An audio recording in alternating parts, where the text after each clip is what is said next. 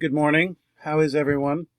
This video is going to be an introduction to the Hebrew Bible, also known as the Old Testament, and also more generally an introduction to the historical context, which is out of which the Bible came, which is ancient Mesopotamia, the land between two rivers. In introducing the Bible, what we want to focus on today is some basic historical facts about the text, and more generally, what is the Bible? We want to answer the question very simply, what is the Bible, right? And the interesting question of what the Bible is, in part depends on who you are. We might ask, what was the Bible for the ancient Hebrews? What was the Bible for Christians? What was the Bible for, or what is the Bible for modern day Christians and Muslims? We might say, what does the Bible mean to us today? We might also ask the question, what does it mean today in light of, say, the modern scientific worldview that we live in, predominantly that dominates our public sphere in many ways? And then we also might say, what does it mean? What does the Bible mean within the context of a literature class? And in a sense, within the context of a literature class, we might say that in our class, that this is the most capacious or most generous or roomy or broad and encompassing point of view to look at the Bible as literature. To look at the Bible as literature is on one hand to respect its origins, but on another hand to look at its meaning today. On one hand, it's to respect the book as presented or understood as a work of revelation, which is to say God's word incarnate in human language. But then it's also to look at it analytically and philosophically as a work of literature that can be assessed, analyzed, understood like any other. Right? Okay. So let's turn to our lecture. The second part of our lecture wants to look at we want to look at the specific events, key developments in ancient Mesopotamia, right? And let me make the broad argument right now that's really crucial, is that ancient Mesopotamia is understood as the cradle of civilization. And when we speak of the cradle of civilization, we don't mean Western civilization. We don't mean Middle Eastern civilization. We don't mean Eastern civilization. We mean civilization for the planet as a whole. And the primary thing, the central thing that happens in ancient Mesopotamia roughly 10,000 years ago is the agricultural revolution. Now, it is certainly the case that the agricultural revolution had simultaneous or near simultaneous emergences throughout the world. Right? It wasn't like that it all happened in Mesopotamia and then only after proliferating from there did human beings, other civilizations start to live by the tenets that are established in the agricultural revolution. Nonetheless, Mesopotamia represents really the dominant location where farming develops, and this emergence of the town and the country. Say the rural environment, which supports a city and all the things that come with a city. Out of ancient Mesopotamia and its ongoing historical influence after it reaches its peak and starts to decline, we get the two great traditions that in many ways have really dominated the globe ever since: world literature, world history, which is to say, on one hand, the Judeo-Christian tradition, which also becomes part of the basis of the Islamic tradition. And then on the other hand, out of ancient Mesopotamia comes some of the first major inquiries and sophisticated ideas, civilization that then forms, or at least informs, the Greek and the Roman way of life. And you've got these two competing twin sources that are so central to the development of civilization on the planet, which is to say, as Leo Strauss described it, Jerusalem on the one hand, connoting primarily starting the Old Testament being the basis of ideas of faith and belief that come out of Jerusalem, and then Athens representing you might say, the philosophical or the scientific worldview, that rather being based in faith is based in a belief in mankind's capacity to know and understand through the use of our reason, right? So one of the things you're going to see throughout Genesis and the book of Job is a reminder to human beings that while they may have been given, you might call it the divine spark or the breath of life from God, which gives us the power of reasoning, that human beings, humanity, our life cannot be conducted by our reason alone, and that that our minds have fundamental and important key limits to our own understanding, such that we cannot live by our reason alone. And therefore, what do we need? We need faith in an all-powerful God who we must accept his word on faith, on the authority that he intrinsically has, precisely because we can't understand his mysterious ways. We can't understand the plan of our individual lives, our immediate collective lives, and the plan for human history that he's laid out for us, right? And precisely because God is, by definition, a being beyond space and time, operating the monotheistic God of Judaism, Christianity, and Islam was really in many ways a fundamentally new type of God that existed outside the bounds of time and space. He created it from an external position and brings nature into existence.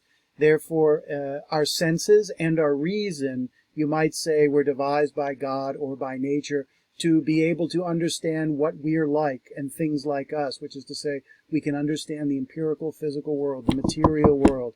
But understanding God, he is what we would say today, like he's another dimension of being, one that is fundamentally different than our own, therefore represents a fundamental limit in our understanding of this being, right? Okay, so let's turn to the Bible. So we should first say that, today it's either called the Old Testament or the Hebrew Bible, right? When the ancient Hebrews established their canonical form of their Bible, they didn't call it the Hebrew Bible, right? It's to specify that it's their Bible, and of course the Christians called the Hebrew Bible the Old Testament, right? Which is God's original testament, and of course there was a subsequent testament called the New Testament, involving the life of Jesus as being central to the kind of culmination and completion of the story, the narrative that starts in the Old Testament. But I will interchangeably refer to the Bible as either the Bible, the Hebrew Bible, or the Old Testament. I think it's important for Christians to keep in mind that for the Jews, right, the Hebrew Bible is not the Old Testament. It's not the old dusty thing. It remains the Bible, right? Okay.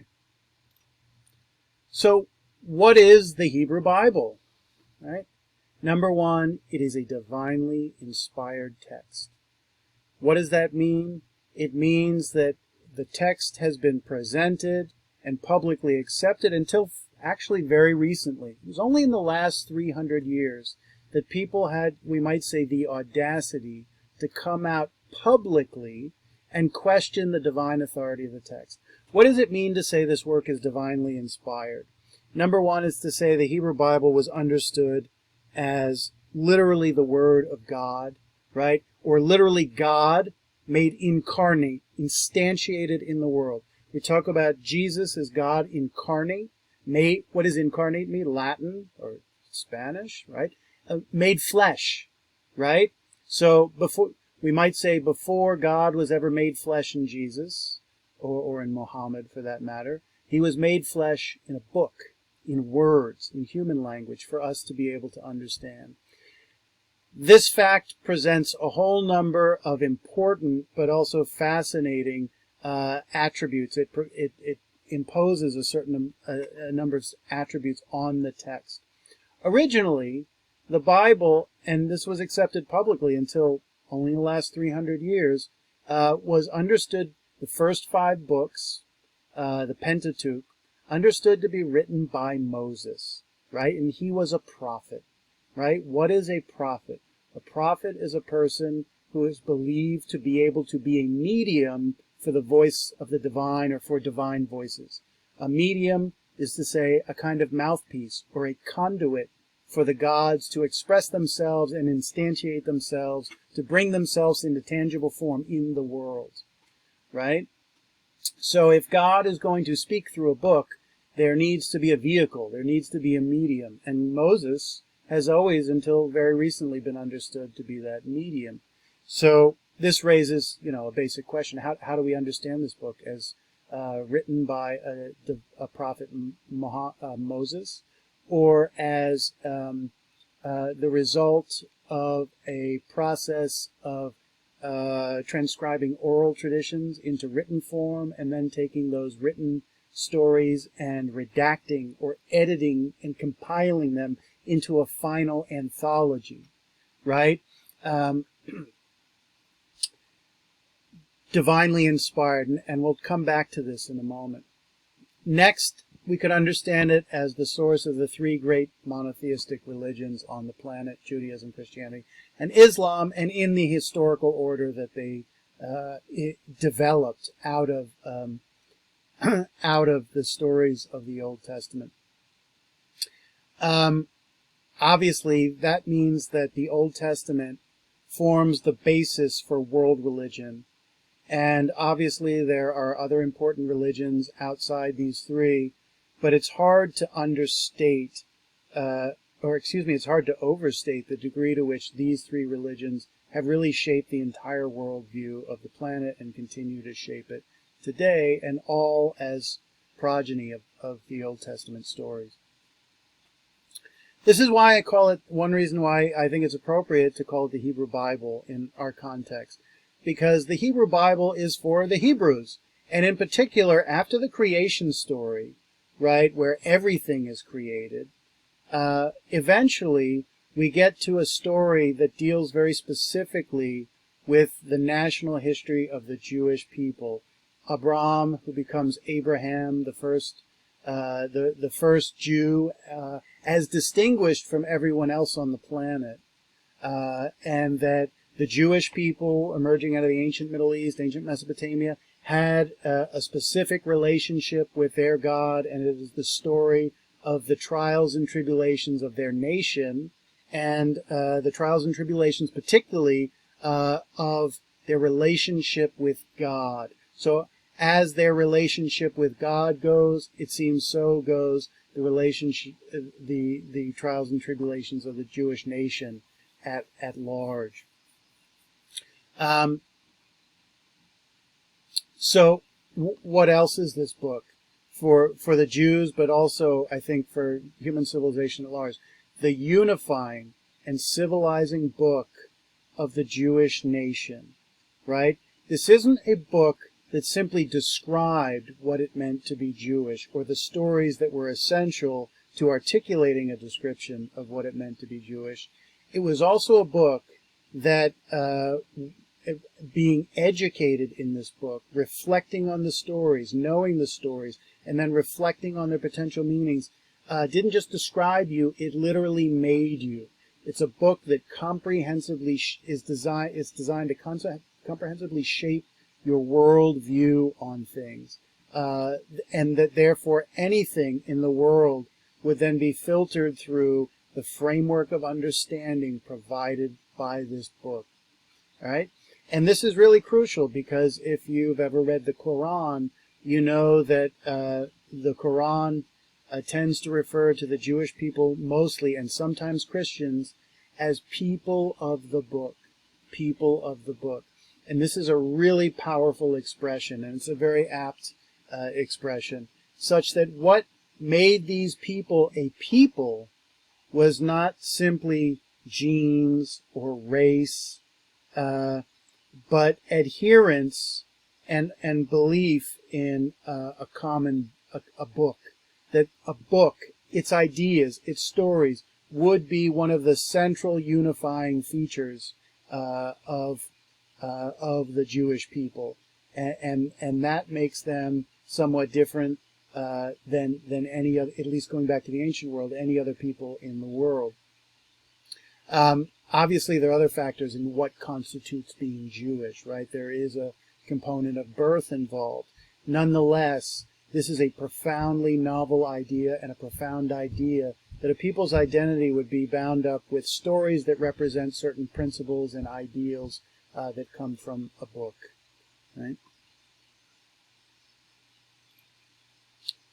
So one way to think, for those of you who are non-religious or atheist or agnostic or what have you, one way to think of what this book is as imagine a book. Imagine this. There's an earthquake. The ground parts. There's a big crevasse in the earth, right? And in this crevasse, this split, this crack that is open from the earthquake, a book is yielded up from that crack.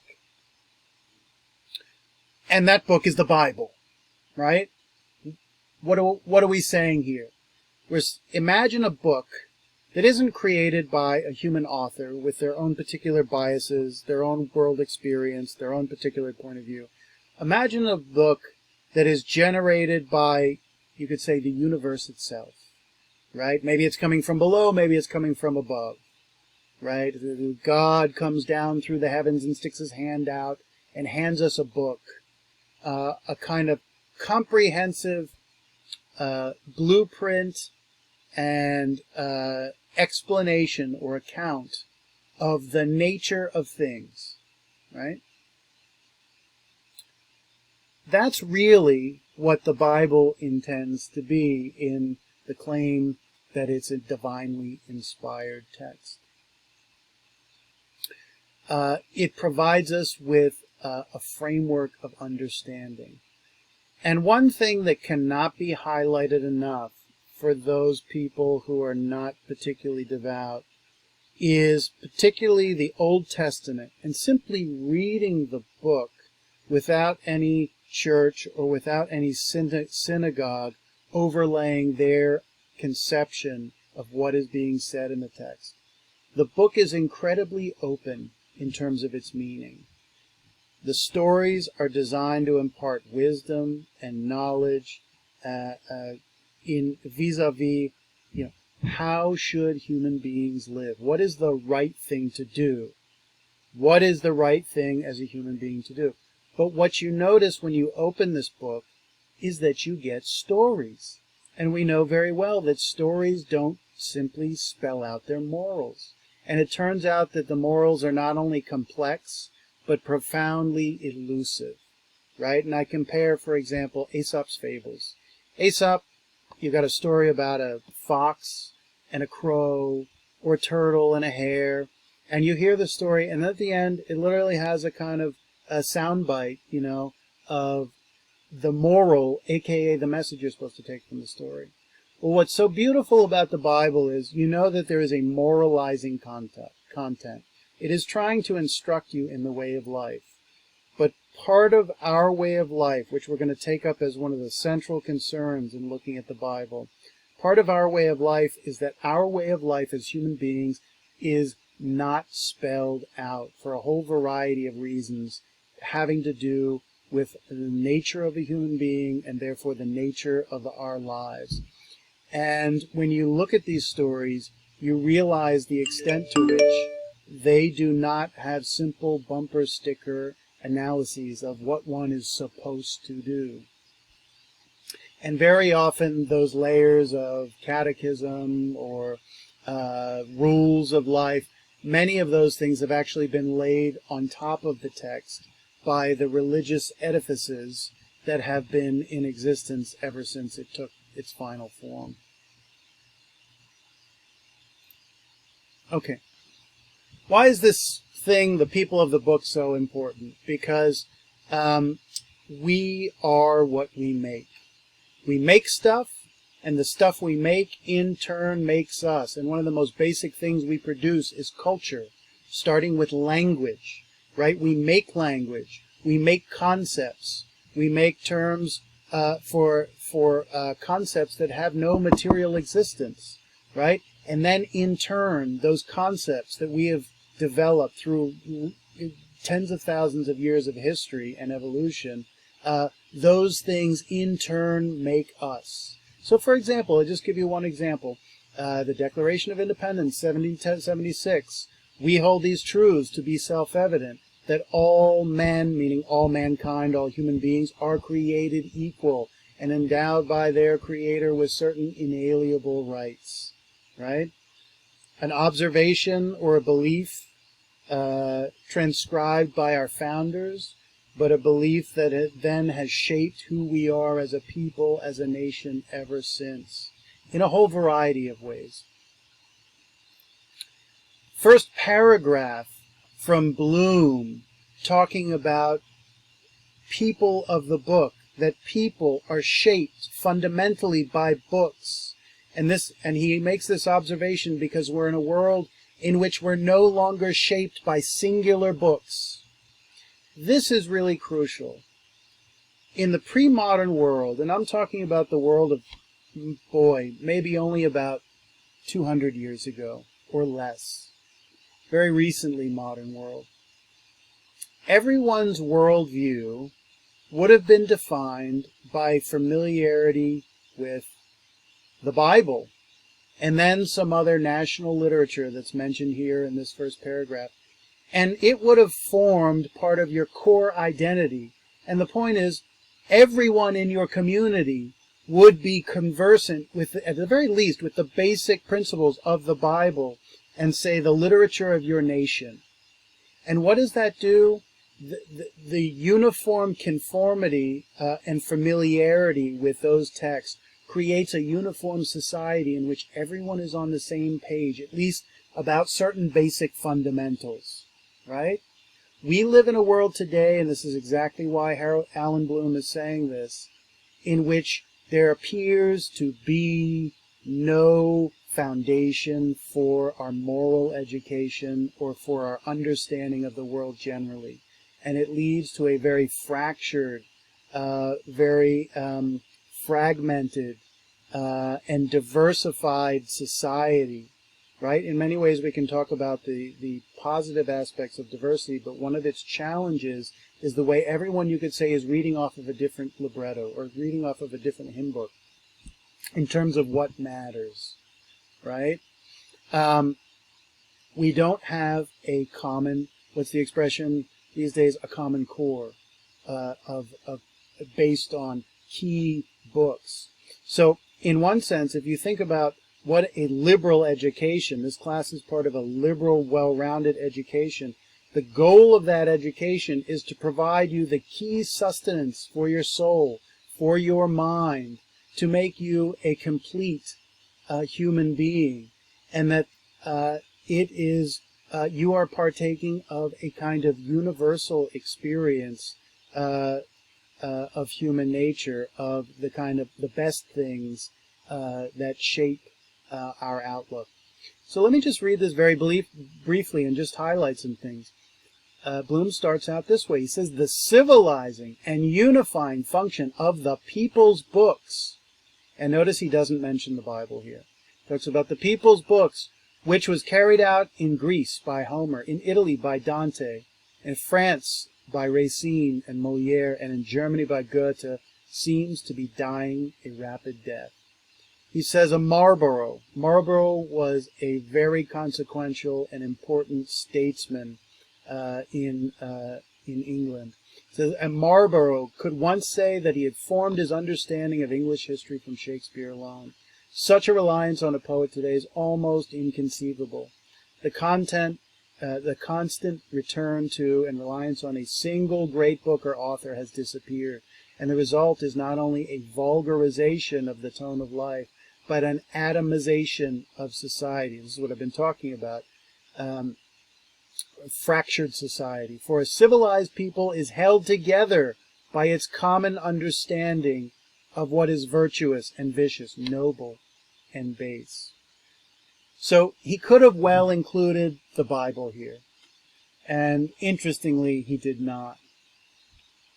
But he talks about throughout history that these works by Homer, by Dante, by Racine, by Molière, by Goethe, which we call literature, he says these are not literature to be read in a class. These works were not created to be read in a class. They were the people's books.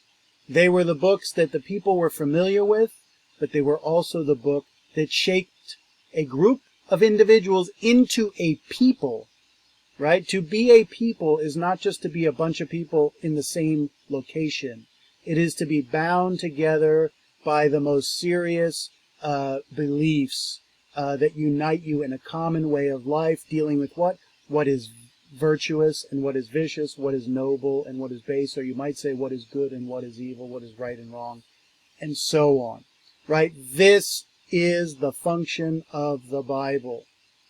And regardless of what our religion is, regardless of what our background is, there is wisdom to be had in this book, in its opening up of the human experience and laying it out to you in a certain way from a certain point of view, and simply forcing you not to give you answers, but rather to force you to think through the big questions of our lives, the big questions of our existence.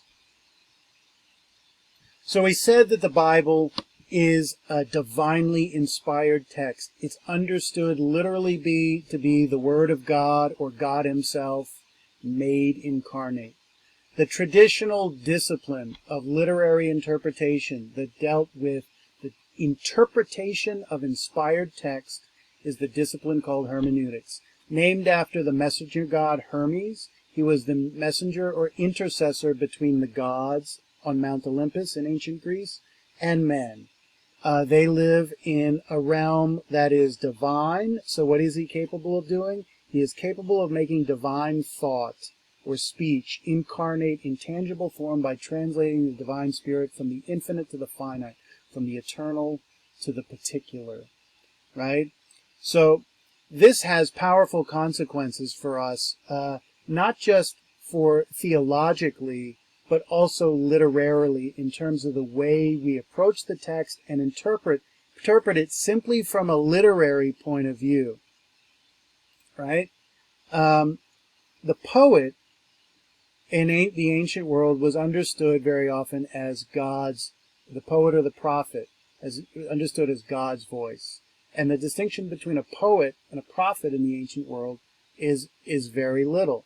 So, for example, when we look at Homer, we're going to see that in the opening of the Odyssey, he's going to acknowledge that the words of the narrative are not his own, and that in fact they're inspired in him by, for the Greeks, a group of goddesses called the Muses, who are the daughters of Zeus.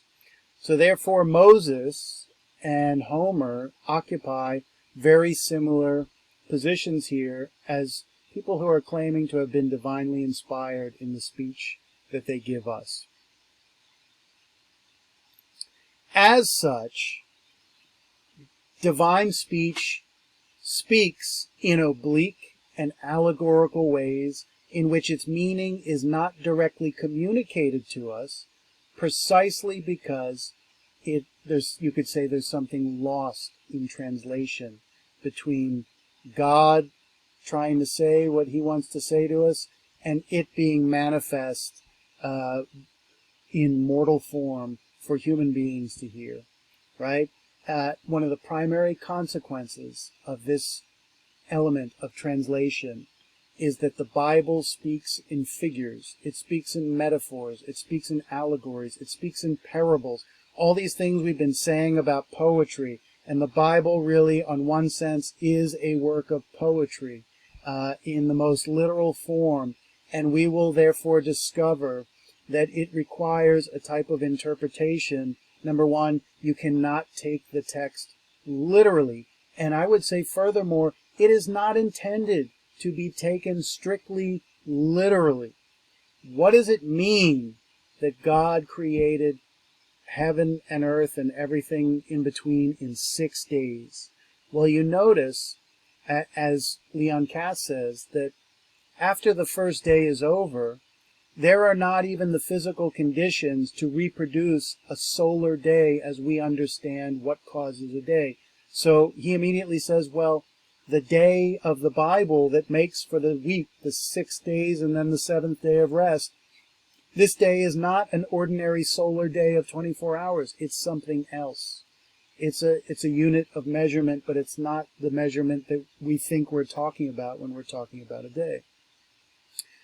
And here are some examples, for example, from what's called the Oracle of Delphi in ancient Greece, which was, what is an oracle? It is a priest, typically, or a priestess, who claims to be able to speak on behalf of a god.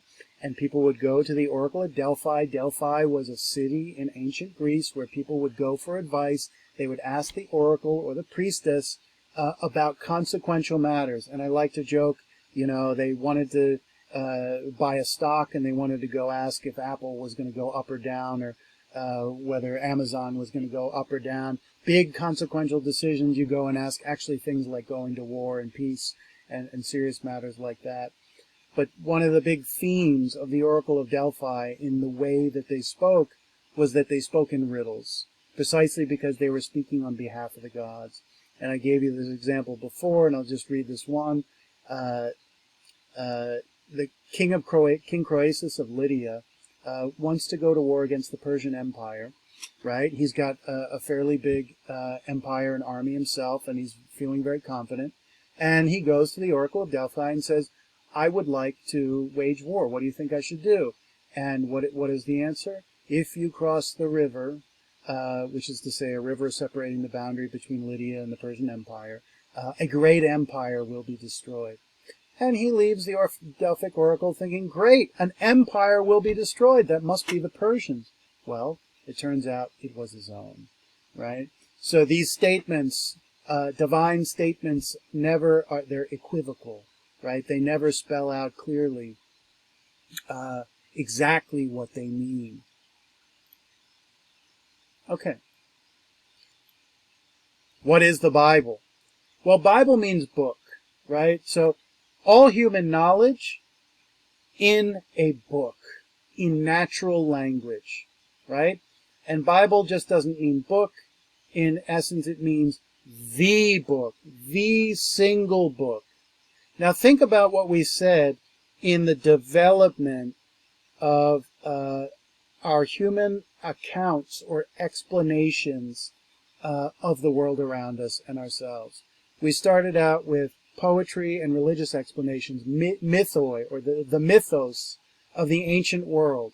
And the Bible, therefore, represents the quintessential example of a mythos, a poetic account that's obviously not bound by, say, strict empirical fact, and that should be taken for granted, that it's not, it never pretends to strictly present literal fact. It's a fundamental misunderstanding, right? To see the Bible as like a straight history, the way we would pick up a book on the Civil War today.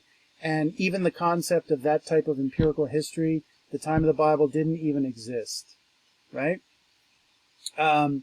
So today, if we want the true account of the world around us, let's be clear. We turn to science, and we turn to a form in which it's quantified in mathematics. As Galileo said, mathematics, the book of the world is written in mathematics, right? And we follow a certain method, which is not divine inspiration, but it is the scientific method, essentially spelled out by Descartes and slightly modified and refined over, or maybe noticeably, but the fundamentals are the same, refined over the 400 years since Descartes was on the planet, right? So this book claims to do what science does, but even more, because the first thing real science and good science admits is its constant state of ignorance about the world, and that it is constantly pursuing knowledge and understanding with the notion that with the next new experiment, with the next research investigation, the facts might change, and we have to follow the facts wherever they are. Therefore, any conclusion we reach is only provisional until the next conclusion is reached that modifies, adapts it, or refutes it, right? So science, by its very nature, the true nature of science is that it's a perpetual, ongoing project to constantly, asymptotically approach what is real or what is true in number, right? The Bible says no. The answer to the meaning and significance and nature of things is not out here. It's not out in the physical world. It is in here. This isn't the Bible, but let's just pretend it is. The answer is in here. And there's two things about it being in here that are really interesting, that distinguish it from our modern scientific point of view. Number one, it's in a book. It's not out there. It's in natural language, meaning Hebrew, Greek, Aramaic, English, German, Latin, what have you, right? And number two, the idea is that everything you need to know is fixed in its final form in here. There is nothing beyond that is necessary. There might be other things that are desirable, but this is sufficient and necessary for all the relevant knowledge we need to know about the world, right? And it's no surprise that there was a certain moment in particularly European history, starting with the late Middle Ages, the Renaissance, and the Baroque period, the age of the scientific revolution in the 17th century, 1600s, in which the authority of books was displaced by the authority of observations of the real world, right? So here, the authority rests in a book.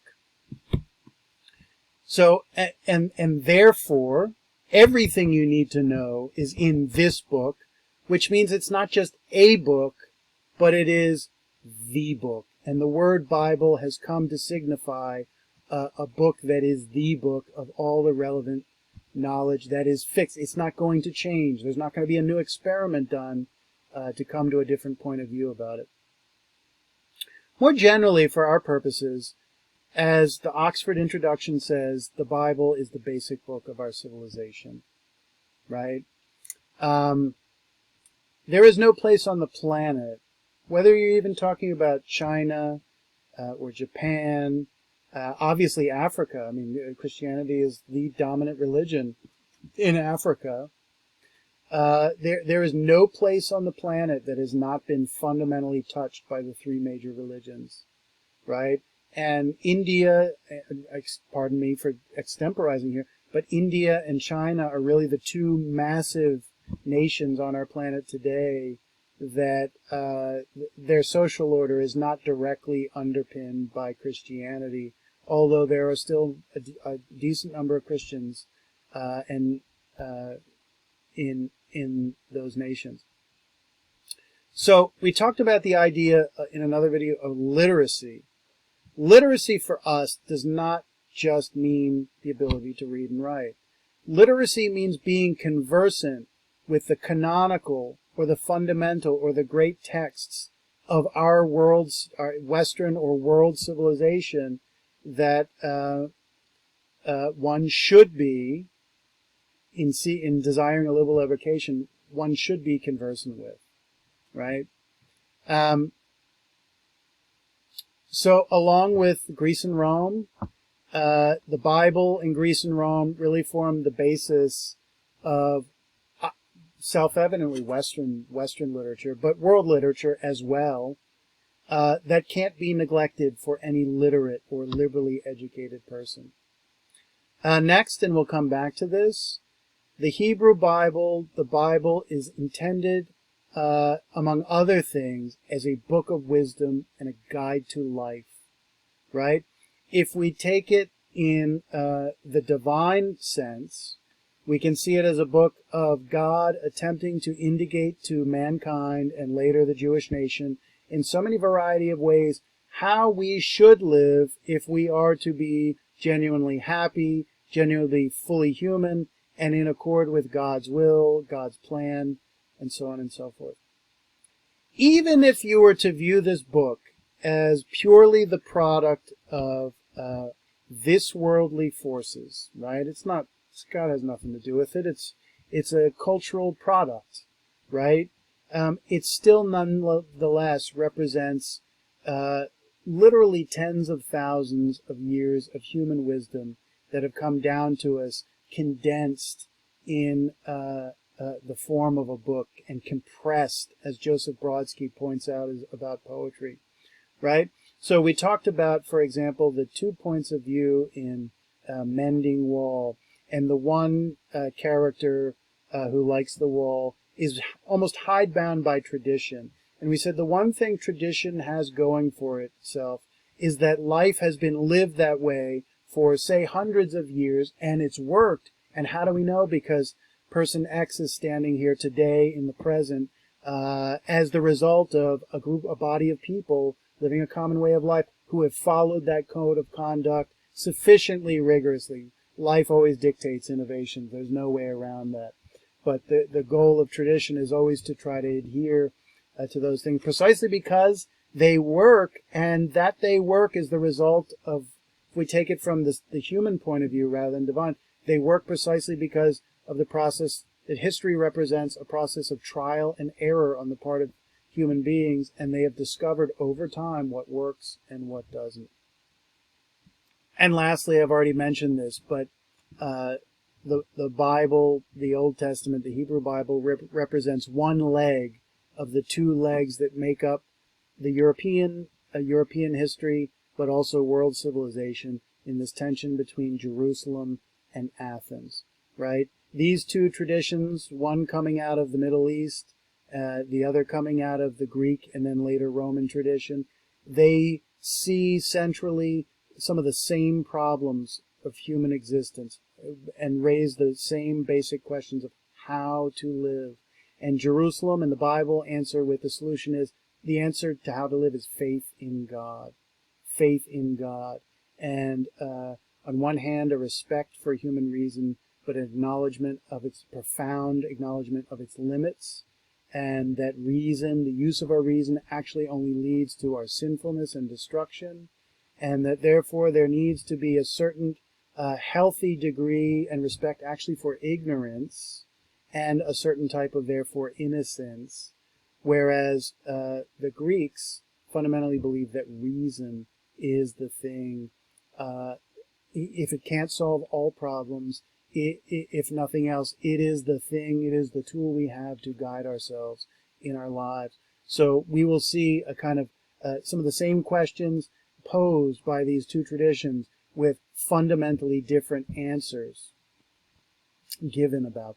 So let's just clarify for a moment the meaning of the Hebrew Bible for the 3 main religions. For the Jews, the Old Testament is not a book for everyone. It is for the Jewish nation in particular. So this is interesting. This book is their book. It is their Bible. It tells the story of the origins of the cosmos, earth, life, and human civilization. But primarily, after that stage of Genesis, it tells the story of the Jewish nation in the relationship with the Jewish God, right? This was the one true God, but only for the Jews. This is the God of their nation in a world of polytheists, right? Judaism is generally considered, it's certainly the first monotheistic religion that came to dominate and persist, right? It was, of course, Akhenaten in ancient Egypt in about 1400 BC, where he established the religion of the sun god. They were the first major religion to deny outright the divinity of the gods of other nations. What does that mean?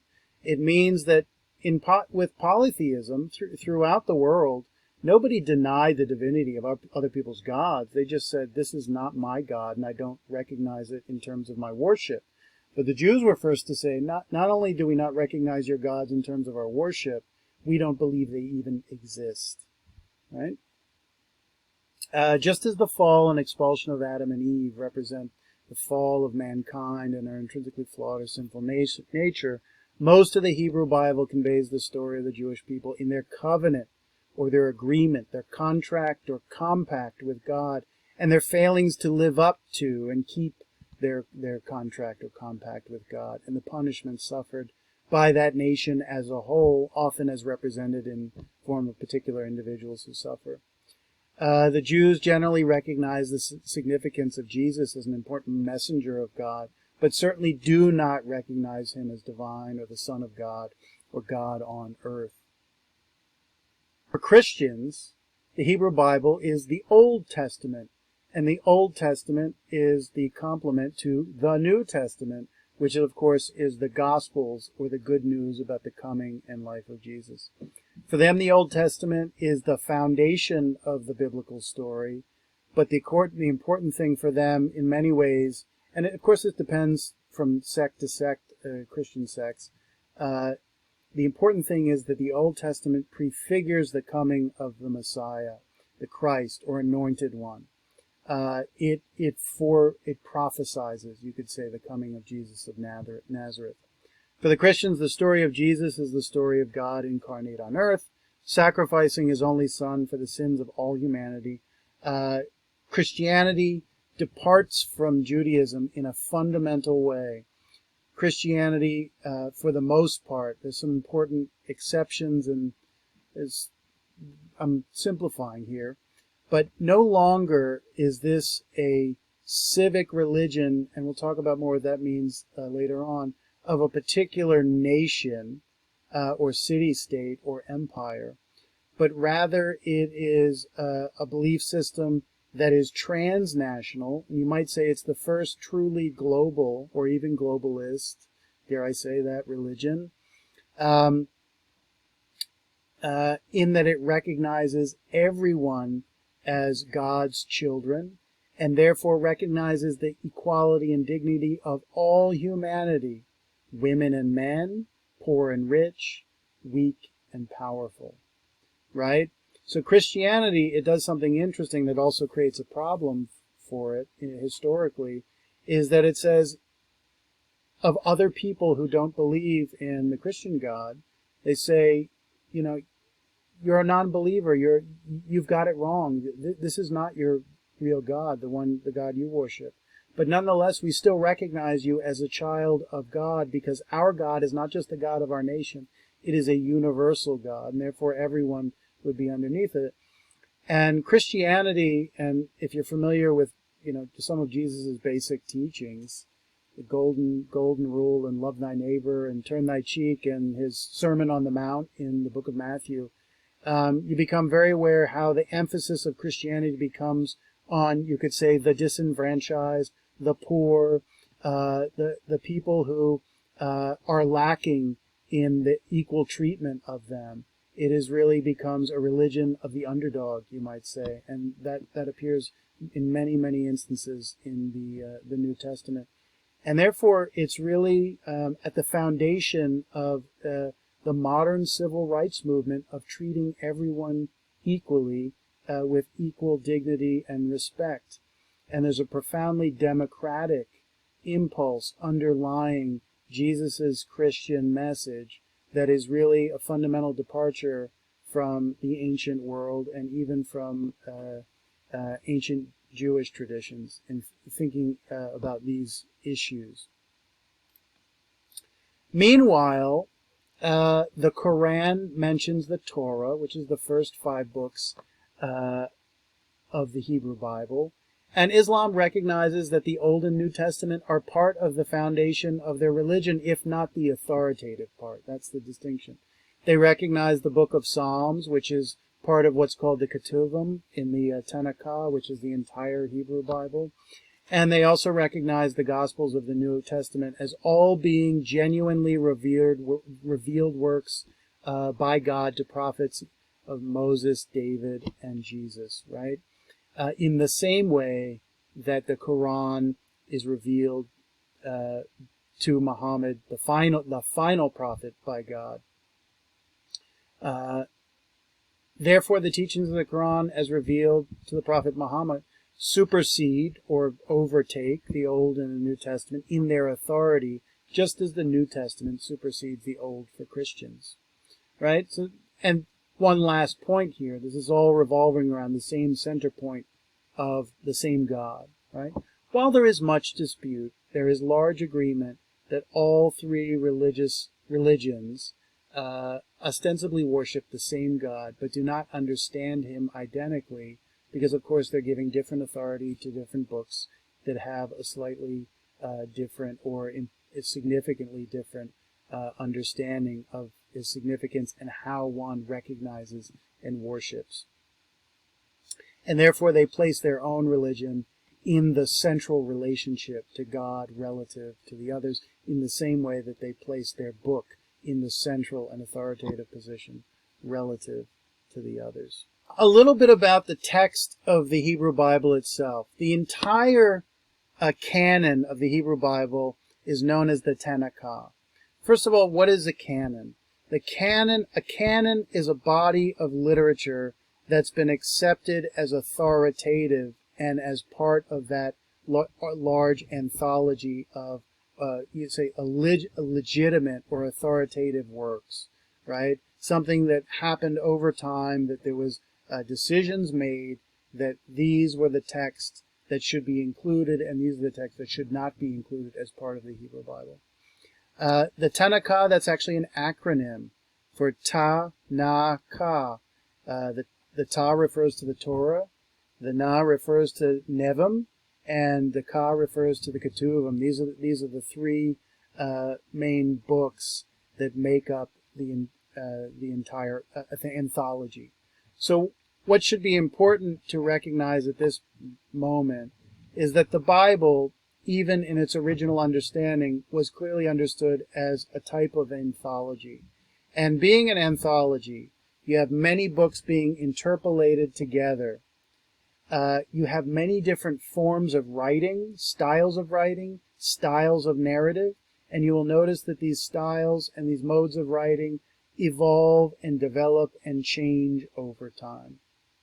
Right? So we're going to look at the first three chapters of Genesis very closely, and then which come from the Torah, and from the first book of the Torah, Genesis, right? Genesis is the first book of the Torah. And then we're going to look at the book of Job, which actually is a much later writing, about 800, maybe 900 years later from the Ketuvim. And you will see immediately that the basic mode of storytelling and the main features of it have changed noticeably. So the Torah is also called in Greek the Pentateuch. It's the 5 books. We'll talk about them in a moment. And the Torah, this is a great word. The Torah means the teaching, instruction, or guide. And we'll come back to that. So the Pentateuch was understood to be the 5 books of the Bible written by Moses, right? And it centers on the story or the history of the Jewish people from the creation to their life in Israel. So we see that the 5 books of the Torah, right, aka the Pentateuch, are Genesis, Exodus, Leviticus, Numbers, and Deuteronomy. And all these books together form a narrative from the beginning of God's creation to the beginnings of Israel and their descent into Egypt, the giving of the Torah at Mount Sinai, and ending with the death of Moses just before the people of Israel cross into the promised land of Canaan. So Torah means guide. And we come back to this question again. What does the Bible mean? What is its significance? One of the most fundamental, and we might say universal, meanings of the Bible is as a guidebook for human life. Independent of your own opinion of the conclusions you may reach on what it teaches. That we even need, as human beings, a book to guide us through our lives should be a kind of red alert about something very significant about what distinguishes us in our nature from other animals. So I hear many students, when I ask, what do you read? One of the things people read is self-help books. So we might say, without being glib, that the Bible is the original self-help book. right? And then the question becomes, why? Why do we need a self-help book? You don't see dogs reading self-help books. You don't see horses reading self-help books, and so on and so forth. Something about human beings in our nature demands that we seek wisdom from sources outside of ourselves because our own natural instincts do not provide the wisdom for us on our own, right? So human beings live a life of reflection, deliberation, and conscious choice. We have the capacity to choose. Our life is not simply dictated by animal or biological impulses or even genes, but there is a level at which you could say, have free will, or the ability to choose and discriminate between different paths. Before we take the action, we think it through and we make a choice. And this is really an ongoing process in our lives. Every day we wake up. It's a life in which our actions are framed by verbal reflections on and rational foresight of our decisions and our actions, right? These are things that animals don't do. Our entire life is framed, by life I mean what we do in our life, is framed by our reflection on what we do and what we will do in the future. We do not merely live, move, or grow, right? You think a bacterium lives, a plant grows, an animal moves. In the course of our lives, we act and mature psychically and spiritually, right? So in Leon Kass, he says, animals, they have locomotion, but we have something called action. And to act is just the verb of action, right, is to move in a certain way. It's to be guided by a certain force or impulse other than our instincts or our hardwired impulses or our passions, right? It's to act is to be guided by choices we make. And to say we're guided by choices is to say we make conscious decisions, the very thing an animal cannot make, conscious decisions. Since we have free choice, our lives are not entirely dictated to us by the laws of physics, chemistry, or biology, or by our natural impulses or instincts. We don't live by the physical laws of nature alone, but by moral laws, right? We do not live simply by responses to physical pleasure and pain, but in relationship to notions, concepts through language and the mind of right and wrong, good and evil, just and unjust, beneficial and harmful. Right? Of course, this raises a problem. The very fact that we live a life where we can choose or not choose a specific course of action means that our life is variable and therefore complicated and complex. It's variable by its very nature, complex by its very nature, complicated by its very nature, and more specifically, that what the right thing to do, therefore, is not clear. The very notion of the right thing or what one ought to do becomes the central question of our existence. Right? So regardless of what you may think about the answers the Bible attempts to provide you, its fundamental role is to help guide us in a life that has no clear path. We will see in the Odyssey a man who is out on the ocean, and the ocean becomes this great metaphor. The ocean is not a highway. It doesn't dictate you follow one simple direction. You can go virtually in any direction, and so too in life. But of course, you don't want to go in any direction. You want to go in the right direction.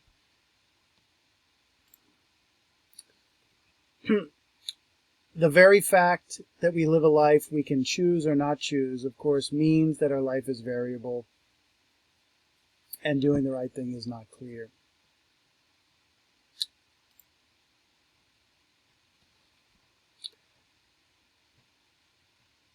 So, let's be clear. I've got some related words: guidance, government, education, rulership, piloting. These are all words to suggest various facets of the issue of guidance. Education means literally, it's Latin, educare, means literally to guide out of, right? Education literally means guiding human beings out of the darkness into the light, out of the darkness of ignorance into a condition of knowledge or wisdom or understanding, or at the very least awareness of one's own ignorance. While the answers as to what we should do are unclear, that's just a fundamental condition of the human experience, the need to search for wisdom in regard to them is clear because of our ignorance, our lack of thought on the question of, how to live. The Bible poses, and it also, I should say, answers a fundamental question.